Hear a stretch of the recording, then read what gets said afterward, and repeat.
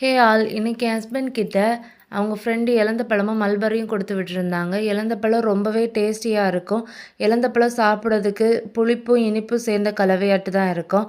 இலந்த பழத்தில் vitamins, potassium எல்லாம் இருக்குது. இது பெண்களின் ஹார்மோன் பேலன்ஸ் பண்ணுறதுக்கு ஹெல்ப் பண்ணுது.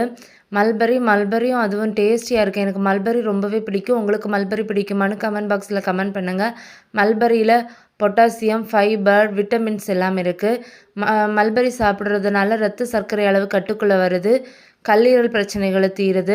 ஃபியானா இலந்த பழத்தை கண்டோன்னா எடுத்து சாப்பிட்டா சரி, அதையாவது சாப்பிட்றாளேன்னு சொல்லிட்டு விட்டுட்டோம். அவளுக்கு ரொம்ப பிடிச்சிருக்கு போல், ருசிச்சு சாப்பிட்டுட்டே இருந்தா. இன்னைக்கு காலமே பிரேக்ஃபாஸ்ட்டுக்கு தோசையும் பன்னீர் மசாலா தான் செஞ்சோம். தோசை சரியாக வரல, பிஞ்சுக்கிட்டு எப்படியோ திருப்பி போட்டு சுட்டு அவங்களுக்கு கொடுத்தாச்சு. அவங்க அப்பாவும் ஃபியானாவும் சேர்ந்து சாப்பிட்டுட்டு இருந்தாங்க. ஃபியானாவுக்கு தோசை, இட்லி, சோறு இதெல்லாம் கண்ட அலர்ஜி. எப்படியாவது இனி அவளுக்கு கொடுக்கணும்.